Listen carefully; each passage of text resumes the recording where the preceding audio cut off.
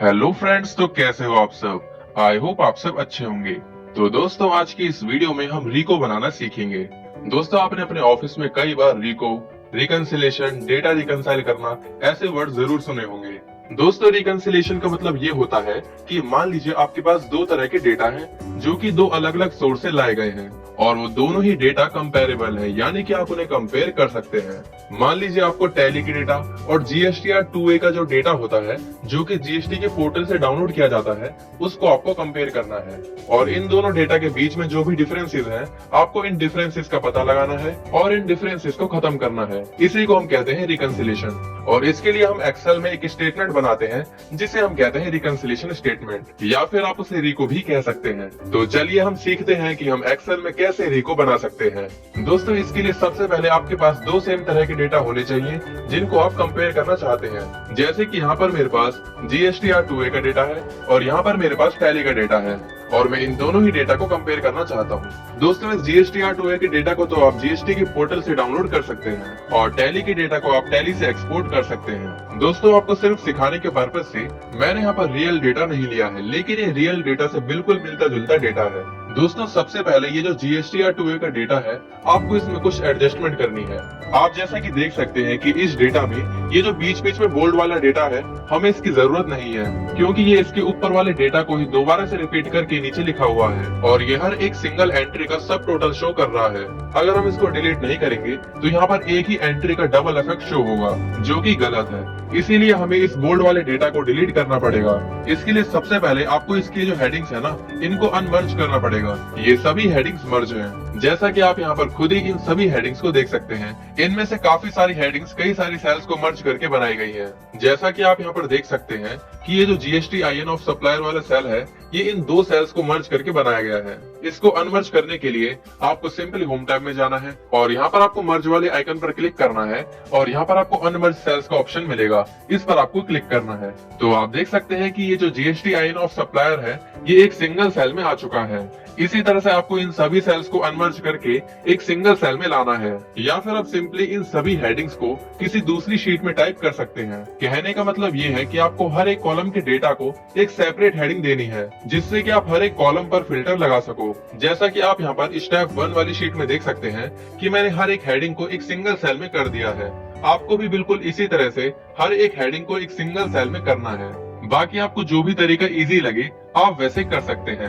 अब आपको इस पूरे डेटा को स्टेप 1 वाली शीट में कॉपी करना है। इसके लिए मैं सबसे पहले इस फर्स्ट सेल पर क्लिक करता हूँ और यहाँ पर मैं कंट्रोल शिफ्ट और एंड की प्रेस करता हूँ। तो आप देख सकते हैं कि ये पूरा का पूरा डेटा एक ही बार में सिलेक्ट हो चुका है। अब यहाँ पर मैं कंट्रोल C से इसको कॉपी करता हूँ और इस स्टेप 1 वाली शीट में कंट्रोल+V शॉर्टकट की से इसको पेस्ट कर देता हूँ इस तरह से। अब आपको इस पूरे डेटा पर फिल्टर लगाना है।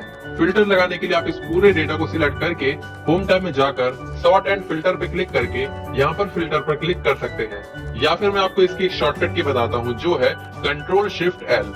तो आप देख सकते हैं कि इस पूरे डेटा पर फिल्टर लग चुका है। अब यहाँ पर आपको इनवॉइस नंबर के ऊपर वाले फिल्टर पे क्लिक करना है और यहाँ पर आपको सर्च करना है टोटल। टोटल सर्च करते ही आपको यहाँ पर नीचे ओके पर क्लिक करना है। तो आप देख सकते हैं कि जितने भी टोटल वाले सेल्स थे जिनमें बोल्ड वाला डेटा था, वो सभी यहाँ पर फिल्टर होकर आ चुके हैं और हमें इन्हीं सभी डेटा को यहाँ से डिलीट करना है। और इनको डिलीट करने से पहले कीबोर्ड से प्रेस कीजिए ऑल्ट के साथ सेमीकोलन, जो कि विजिबल सेल्स को सिलेक्ट करने की शॉर्टकट की है। इसकी पहचान ये है कि आप हर एक रो के नीचे ये व्हाइट कलर की लाइन देख सकते हैं। इसका मतलब ये है कि आपको जो सामने डेटा अभी दिखाई दे रहा है, सिर्फ वही डेटा डिलीट होगा। इन रोज के बीच का जो भी डेटा है वो डिलीट नहीं होगा। हमने यहाँ पर ऐसा इसलिए किया क्योंकि कई बार क्या होता है कि जब हम डेटा को फिल्टर करते हैं तो जो फिल्टर डेटा के बीच वाले जो डेटा होता है वो भी डिलीट हो जाता है। इससे बचने के लिए ही हमने ऑल्ट के साथ सेमीकोलन की प्रेस की। अब यहाँ पर आपको सिंपली कीबोर्ड से डिलीट की प्रेस करनी है। तो आप देख सकते हैं कि सभी बोल्ड वाला डेटा डिलीट हो चुका है। अब आप यहाँ पर इनवॉइस नंबर में से फिल्टर को क्लियर कर सकते हैं। अब आप यहाँ पर इतने सारे ब्लैंक सेल्स देख सकते हैं। हमें इन ब्लैंक सेल्स की जरूरत नहीं है, तो हम इनको भी बिल्कुल इसी तरह से डिलीट करेंगे। यहाँ पर मैं अब की बार इनवॉइस नंबर पे ब्लैंक सेल्स के लिए फिल्टर लगाता हूँ। यहाँ पर मैं टाइप करता हूँ ब्लैंक। तो आप देख सकते हैं कि यहाँ पर ब्लैंक पर टिक लगा हुआ है। अब यहाँ पर मैं सिंपली नीचे ओके पर क्लिक करता हूँ। तो आप देख सकते हैं कि जितनी भी ब्लैंक सेल्स थी वो सभी यहाँ पर शो हो रही हैं। अब आपको सिंपली इस A3 सेल से लेकर इन सभी सेल्स को सिलेक्ट करना है इस तरह से और यहाँ पर फिर से आपको ऑल्ट के साथ सेमीकोलन की प्रेस करनी है और कीबोर्ड से प्रेस करना है कंट्रोल के साथ माइनस की, जो कि सेल्स को डिलीट करने की शॉर्टकट की होती है। बस इतना करते ही वो ब्लैंक सेल्स भी डिलीट हो चुकी है। अब अगर मैं यहाँ पर इनवॉइस नंबर से फिल्टर को क्लियर करूँ इस तरह से, तो आप देख सकते हैं कि वो ब्लैंक सेल्स भी यहाँ से हट चुकी है। अब यहाँ पर स्टेप 1 में हमने अपने GSTR2A के डेटा को अच्छे से एडजस्ट कर लिया है। अब यहाँ पर स्टेप 2 वाली शीट में आप देख सकते हैं कि मैंने उन्हीं हेडिंग्स को ले रखा है जिन्हें मुझे कंपेयर करना है और जिनकी मुझे जरूरत है। अब मुझे GSTR2A वाले डेटा को इन्हीं हेडिंग्स के अकॉर्डिंग यहाँ पर पेस्ट करना है। जैसे कि यहाँ पर डेट लिखा है, तो मैं GSTR2A वाले डेटा में से इस डेट वाले कॉलम को कॉपी करके यहाँ पर पेस्ट कर देता हूँ इस तरह से। इसी तरह से आपको इन बाकी की हेडिंग्स के अकॉर्डिंग कॉरेस्पॉन्डिंग डेटा को GSTR2A वाली शीट में से कॉपी करके यहाँ पर पेस्ट करना है। तो मैं वीडियो को स्किप करके जल्दी से इस डेटा को यहाँ पर पेस्ट कर देता हूँ, जिससे कि आपके टाइम बचे। तो आप देख सकते हैं कि मैंने इन हेडिंग्स के अकॉर्डिंग GSTR2A के डेटा को यहाँ पर पेस्ट कर दिया है। अब आप यहाँ पर देख सकते हैं कि जो हेडिंग्स जिस सीक्वेंस में इस डेटा में है, वही सेम हेडिंग उसी सेम सीक्वेंस में हमारी टैली के डेटा में भी है। तो इससे ये समझ आता है कि आपको जिन दो डेटा का रीको बनाना है, आपको उन दोनों ही डेटा में सेम हेडिंग्स रखनी है, जिससे कि उनको कंबाइन करके रीको बनाने में आसानी हो। तो अब जब ये दोनों ही डेटा सेम तरह से प्रिपेयर हो चुके हैं, तो हम इनको एक जगह पर लाकर कंबाइन कर सकते हैं। इसके लिए हम इस स्टेप 3 वाली शीट में आते हैं और इन दोनों ही डेटा को यहाँ पर कंबाइन करते हैं। आप देख सकते हैं कि यहाँ पर भी मैंने वही सेम हेडिंग्स ली हैं, जो सेम हेडिंग्स उन दो डेटा में भी हैं। सबसे पहले मैं इस GSTR2A वाले डेटा को यहाँ पर कॉपी करता हूँ। इसके लिए मैं इस पूरे डेटा को यहाँ से कॉपी करता हूँ और यहाँ पर लाकर पेस्ट कर देता हूँ इस तरह से। अब क्योंकि हम इन दोनों ही डेटा को एक जगह पर कंबाइन कर रहे हैं, तो हमें यहाँ पर ये तो पता होना चाहिए ना कि इनमें से कौन सा डेटा GSTR2A का है और कौन सा डेटा टैली का है, तभी तो हम उन्हें कंपेयर कर पाएंगे। तो इसके लिए मैं यहाँ पर एक और हेडिंग बनाकर इसका नाम रखता हूँ रिमार्क्स, और इस कॉलम में मैं GSTR2A वाले डेटा के लिए लिखता हूँ GSTR2A, और इसको मैं इन सभी GSTR2A वाले डेटा के लिए फिल डाउन ऑप्शन से कॉपी कर देता हूँ इस तरह से, जिसकी शॉर्टकट की होती है Ctrl+T, जो कि आपको पता ही होगी। इसी तरह से मैं इस टैली वाले डेटा को भी कॉपी करके इसी के नीचे यहाँ पर पेस्ट कर देता हूँ इस तरह से, और टैली वाले डेटा के सामने मैं लिखता हूँ टैली, और इसको भी मैं फिल डाउन ऑप्शन से यहाँ नीचे तक कॉपी कर देता हूँ इस तरह से। तो आप देख सकते हैं कि GSTR2A वाले डेटा के लिए रिमार्क्स में सामने लिखा है GSTR2A और टैली वाले डेटा के सामने रिमार्क्स में लिखा है टैली। तो इस तरह से यहाँ पर डेटा कंबाइन होने के बाद भी आप बता सकते हैं कि कौन सा डेटा GSTR2A का है और कौन सा डेटा टैली का है। दोस्तों, लास्ट स्टेप में आपको सिंपली रीको बनाना है, और ये रीको हम पाइवट टेबल की हेल्प से बनाएंगे। इसके लिए आपको सबसे पहले इस पूरे डेटा को सिलेक्ट करना है इस तरह से, और यहाँ पर आपको इंसर्ट टैब में जाना है और यहाँ पर आपको पाइवट टेबल ऑप्शन पर क्लिक करना है और यहाँ पर आपको फ्रॉम टेबल और रेंजेस को सिलेक्ट करना है। अब यहाँ पर आपके सामने इस तरह के कुछ और ऑप्शंस आ जाएंगे। अगर आपको अपनी पाइवट टेबल को एक न्यू वर्कशीट में बनाना है, तो आपको इस न्यू वर्कशीट वाले ऑप्शन को सिलेक्ट रखना है और यहाँ पर ओके पर क्लिक करना है। लेकिन अगर आपको अपनी पाइवट टेबल को अपनी मर्जी की किसी एक शीट में बनाना है, तो आपको यहाँ पर एग्जिस्टिंग वर्कशीट वाले ऑप्शन को सिलेक्ट करना है और यहाँ पर इस आइकन पर क्लिक करके जहाँ पर भी आप जिस भी शीट में अपनी पाइवट टेबल को इंसर्ट करना चाहते हैं, उस शीट को आपको सिलेक्ट करना है। जैसे कि मैं यहाँ पर शीट 4 रीको वाली शीट में जाता हूँ और यहाँ पर A1 सेल को सिलेक्ट करता हूँ, तो अब जो हमारी पाइवट टेबल बनेगी वो इस A1 सेल पर बनेगी। अब यहाँ पर मैं सिंपली एंटर की प्रेस करता हूँ और इस ओके पर क्लिक करता हूँ। तो आप देख सकते हैं कि यहाँ पर हमारी पाइवट टेबल बन चुकी है। लेकिन इस पाइवट टेबल में रीको बनाने से पहले आपको एक छोटी सी सेटिंग करनी है। इसके लिए आपको इस पाइवट टेबल पर राइट क्लिक करना है और यहाँ पर पाइवट टेबल ऑप्शंस में जाना है और यहाँ पर डिस्प्ले में जाना है और यहाँ पर जो ऑप्शन है ना, क्लासिक पाइवट टेबल लेआउट, आपको इस पर क्लिक करना है और सिंपली यहाँ पर ओके करना है। तो आप देख सकते हैं कि इस पाइवट टेबल का रंग रूप बदल चुका है और हमें पाइवट टेबल के इसी फॉर्मेट में रीको बनाना है, जो कि देखने में बहुत ही ज्यादा अच्छा लगेगा। दोस्तों, अगर आपको पाइवट टेबल में अच्छे से वर्क करना है, तो आपको पाइवट टेबल की बेसिक नॉलेज तो होनी चाहिए। लेकिन अगर आपको उसकी थोड़ी भी नॉलेज नहीं है, तो बिल्कुल बेफिक्र रहिए। मैं आपको इसी वीडियो में इतना तो पाइवट टेबल सिखा दूंगा जिससे कि आप रीको तो बना ही सकते हैं। लेकिन मैं आपको सजेस्ट करूंगा कि आप कम से कम एक पाइवट टेबल की बेसिक ट्यूटोरियल वाली वीडियो तो जरूर देखें, जिसकी लाखों वीडियोस आपको YouTube पर ही बिल्कुल हिंदी में फ्री में मिल जाएंगी।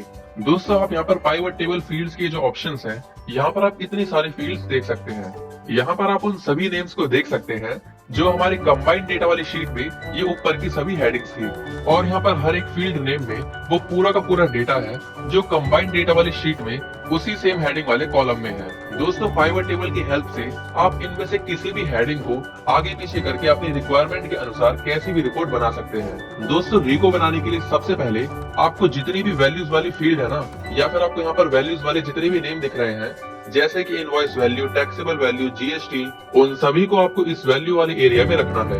मैं आपको ये करके दिखाता हूँ। जैसे कि मैं इस इनवॉइस वैल्यू पर क्लिक करके होल्ड करता हूँ और इसको इस वैल्यू वाले एरिया में ले जाकर क्लिक को छोड़ देता हूँ, तो आप देख सकते हैं कि ये इनवॉइस वैल्यू वाली फील्ड यह वैल्यू वाले एरिया में आ चुकी है। आप यहाँ पर पाइवट टेबल में भी देख सकते हैं कि सम ऑफ इनवॉइस वैल्यू करके यहाँ पर इनवॉइस वैल्यू का टोटल आ चुका है। इसी तरह से मैं टैक्सेबल वैल्यू, सीजीएसटी, एसजीएसटी और आईजीएसटी को भी यहाँ पर ड्रैग करके ड्रॉप कर देता हूँ। इसमें आपको कोई भी प्रॉब्लम नहीं आनी चाहिए।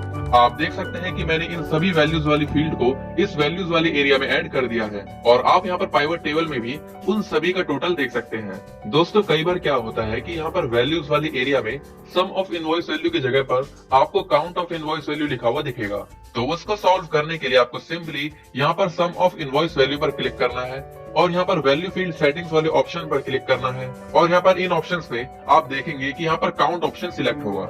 बस आपको यहाँ पर इस सम वाले ऑप्शन को सिलेक्ट करना है और ओके करना है। इससे आपकी प्रॉब्लम सॉल्व हो जाएगी। अगर आपके सिस्टम में भी मेरी तरह ही सम ऑफ लिखा हुआ आ रहा है तब आपको इस सेटिंग को करने की जरूरत नहीं है। दोस्तों अभी यहाँ पर sum of invoice value, sum of taxable value, इन सबको देखकर कोई मीनिंगफुल रिपोर्ट तो लग नहीं रही। अभी हमें इसमें थोड़ी जान डालनी पड़ेगी। दोस्तों हमें यहाँ पर एक टोटल अमाउंट नहीं चाहिए, बल्कि हमें हर एक इनवॉइस नंबर के सामने उस पर्टिकुलर इनवॉइस नंबर का सेपरेटली अमाउंट चाहिए।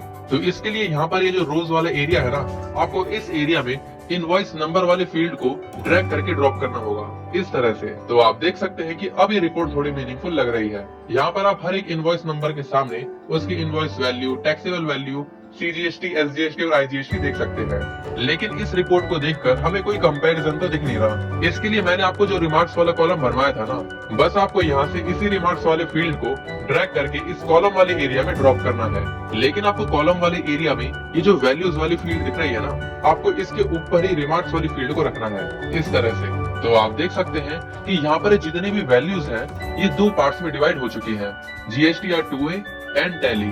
अब आपको अपनी पाइवट टेबल में जीएसटी या 2A और टैली में जो इनवॉइस नंबर्स हैं उनकी वैल्यूज का साइड बाय साइड कंपैरिजन दिख रहा है। दोस्तों यहाँ पर आपको साइड में total sum of invoice value, total sum of taxable value, ऐसे आपको ग्रैंड टोटल भी दिख रहा होगा। अब इसको हटाने के लिए आपको यहाँ पर डिजाइन टैब में जाना है और यहाँ पर जो ग्रैंड टोटल वाला ऑप्शन है ना, इस पर आपको क्लिक करना है और यहाँ पर ये जो ऑप्शन है ना, of for rows and columns, आपको इस ऑप्शन पर क्लिक करना है। तो आप देख सकते हैं कि यहाँ से ये ग्रैंड टोटल भी हट चुका है। दोस्तों अब आपकी रिको ऑलमोस्ट रेडी है।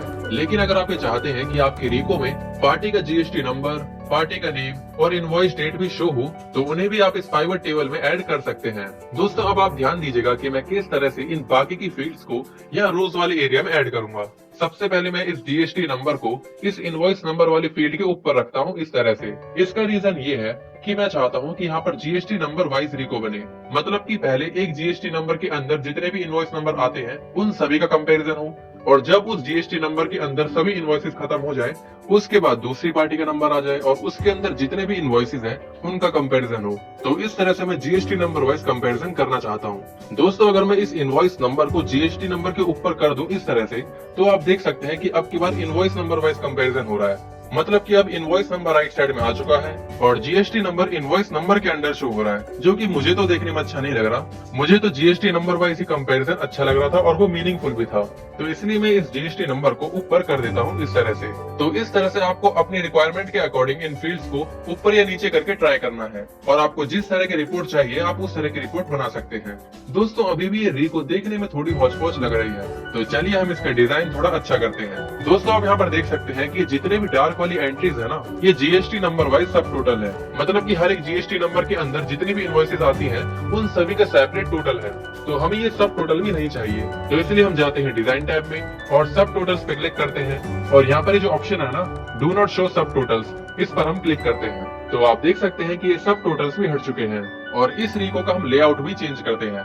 इसके लिए आप जाइए रिपोर्ट लेआउट में और फिलहाल ये जो रिको है ये आपके कॉम्पैक्ट फॉर्म में है, हमें इसको टेबुलर फॉर्म में बनाना है। तो इसके लिए यहाँ पर जो ऑप्शन है ना, शो इन टेबुलर फॉर्म, इस पर आप क्लिक कीजिए। तो आप देख सकते हैं कि अब की बार रिको दिखने में कितना अच्छा लग रहा है। आप देख सकते हैं कि पहले जहाँ जीएसटी नंबर के नीचे ही इनवॉइस नंबर शो हो रहे थे, अब जीएसटी नंबर और इनवॉइस नंबर ये दोनों ही अलग अलग कॉलम्स में शो हो रहे हैं, जो कि देखने में भी काफी अच्छा लग रहा है। अब मैं इस रिको में पार्टी का नेम और डेट भी शो करना चाहता हूँ, तो मैं पार्टी नेम को या रोज वाले एरिया में इसी इनवॉइस नंबर के नीचे रख देता हूँ और इसी तरह से मैं डेट को भी रोज वाले एरिया एरिया में पार्टी नेम के नीचे रख देता हूँ इस तरह से।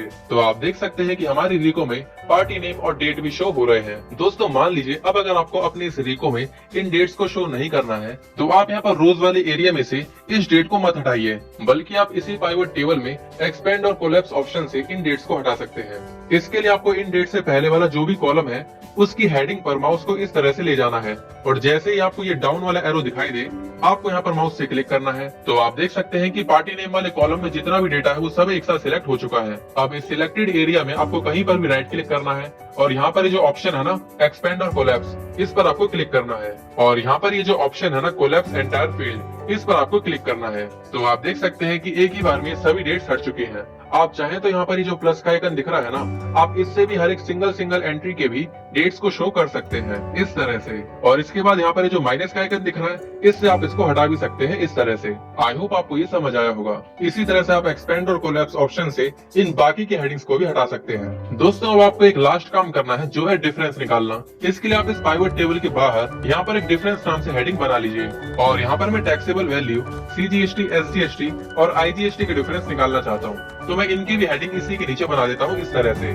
और यहाँ पर मैं टैक्सेबल वैल्यू के नीचे टाइप करता हूँ इक्वल्स टू और आप देख सकते हैं कि हम GST और 2A और टैली के टैक्सेबल वैल्यू का डिफरेंस निकाल रहे हैं। और यहाँ पर GST और 2A की टैक्सेबल वैल्यू कौन से सेल में है, ये है F4 सेल में। तो यहाँ पर मैं मैनुअली टाइप करता हूँ F4 माइनस और यहाँ पर जो टैली वाली टैक्सेबल वैल्यू है ये है K4 सेल में। तो यहाँ पर मैं मैनुअली टाइप करता हूँ K4 और यहाँ पर मैं एंटर प्रेस करता हूँ। तो आप देख सकते हैं कि यहाँ पर डिफरेंस निकल चुका है जो कि फिलहाल यहाँ पर 0 है। अब मैं इसी फॉर्मूले को राइट साइड में CGST, SGST और IGST के लिए भी ड्रैग करके कॉपी कर देता हूँ इस तरह से। तो आप देख सकते हैं कि इस एंट्री में CGST, SGST और IGST में भी कोई डिफरेंस नहीं है। अब मैं इन चारों फॉर्मूले को फिल डाउन की शॉर्टकट की से इन सभी एंट्रीज के लिए कॉपी कर देता हूँ इस तरह से। तो आप देख सकते हैं कि जहाँ जहाँ पर टैली और GST और 2A के डेटा में कोई भी डिफरेंस नहीं है वहाँ पर तो हमको 0 शो हुआ और जहाँ जहाँ पर उनमें कोई भी डिफरेंस है वहाँ पर हमें कुछ न कुछ अमाउंट शो हुआ है। और आपको चेक करना है कि ये डिफरेंस किस वजह से शो हो रहा है। यहाँ पर आपको इसी डिफरेंस के सामने GST या 2A की वैल्यूज और टैली की वैल्यूज भी शो हो रही है और ये डिफरेंस किस GST नंबर और किस इनवॉइस नंबर के अगेंस्ट है ये भी आपको इसी के सामने शो हो रहा है। तो इस तरह से आप इजीली डिफरेंसेस का पता लगाकर टैली और GST या 2A के डेटा को रिकंसाइल कर सकते हैं। अब मान लीजिए आपको अगली बार दूसरे डेटा का कंपैरिजन करना है तो आपको दोबारा से इतनी सारी मेहनत करने की जरूरत नहीं है। आपको सिंपली टैली के डेटा और GST या 2A का यहाँ पर जो डेटा है इसको आपको चेंज करना है और इसके बाद आपको इन दोनों को यहाँ पर कंबाइन करना है और कंबाइन करने के बाद आपको दोबारा से पाइवट टेबल नहीं बनानी बल्कि आपको इसी पाइवट टेबल में आना है और यहाँ पर आपको पाइवट टेबल एनालिसिस वाले टैब पर क्लिक करना है और यहाँ पर ये जो ऑप्शन है ना चेंज डेटा सोर्स, आपको इस पर क्लिक करना है और फिर से आपको चेंज डेटा सोर्स पर क्लिक करना है और फिर आपके सामने इस तरह के कुछ ऑप्शंस आएंगे। यहाँ पर आपको सिंपली इस आइकन पर क्लिक करना है और आपने यहाँ पर ये जो न्यू डेटा कंबाइन किया था ना, आपको उस पूरे डेटा को बस यहाँ पर इस तरह से सिलेक्ट करना है और यहाँ पर ओके करना है और आपका न्यू रिको इसी फॉर्मेट में न्यू डेटा के साथ बन जाएगा। आई होप आपको पाइवट टेबल की हेल्प से ये एडवांस रिको बनाना आया होगा। प्रैक्टिस के लिए इस वर्कबुक का डाउनलोड लिंक मैं आपको डिस्क्रिप्शन में प्रोवाइड कर दूंगा। आप चाहें तो वहाँ से डाउनलोड करके इसकी प्रैक्टिस कर सकते हैं। दोस्तों मुझे उम्मीद है कि आपके लिए ये वीडियो हेल्पफुल रही होगी। अगर आपको इस वीडियो से जरा सी भी हेल्प मिली हो तो प्लीज इस वीडियो को लाइक कीजिए और चैनल को सब्सक्राइब करके बेल नोटिफिकेशन को ऑन कर लीजिएगा जिससे कि आपको हमारी लेटेस्ट वीडियो की नोटिफिकेशन सबसे पहले मिल सके। So guys that's all for today. See you in the next video.